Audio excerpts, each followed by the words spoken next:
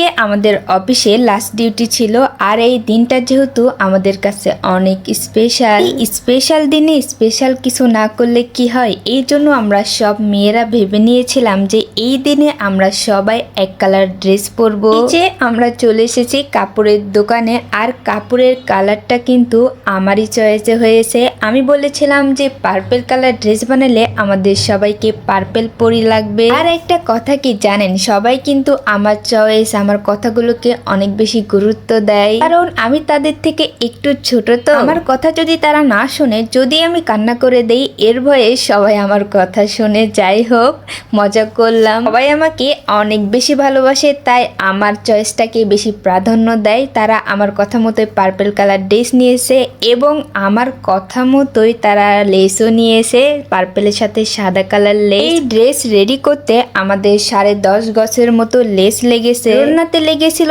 7.5 গজের মতো লেস, কারণ রুন্নাতে আমরা পুরোটাই লেস দিয়েছি। পুরোটা লেস না দিলে রুন্না খুব একটা ভালো লাগবে না। আমার জামাটা বানানো শেষ হয়ে গেছে, আজকে নিয়ে এসে দেখতেছিলাম আর আপনাদেরকেও দেখাচ্ছিলাম। তবে আমার ফোনের ক্যামেরাটা খুব একটা ভালো না, এই জন্য কালারটা তেমন সুন্দর আসতেছে না, তবে কালারটা কিন্তু অনেক সুন্দর ছিল। যখন সবাই মিলে এই একরকম ড্রেস পরে অফিসে গিয়েছি, সবাই কিন্তু আমাদের দেখে অনেক বেশি প্রশংসা করেছে। আর আমি অনেক তাড়াহুড়া করতেছিলাম, কারণ আমার অফিসের সময় হয়ে যাচ্ছিল আর আমি অফিসে কি কি পরে যাব এগুলো একটু রেডি করে নিচ্ছিলাম।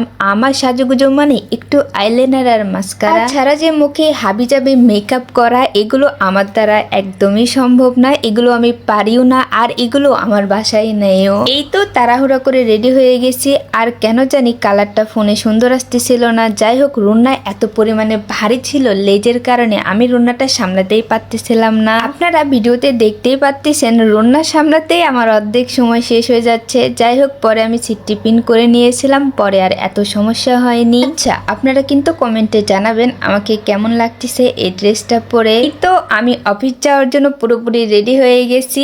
আজকে অনেক খুশি খুশি লাগতেছে, কারণ আজকেই শেষ ডিউটি। আজকের ভিডিওটা এ পর্যন্তই, দেখা হবে নতুন কোনো ভিডিওতে। সে পর্যন্ত ভালো থাকবেন, সুস্থ থাকবেন, আল্লাহ হাফেজ।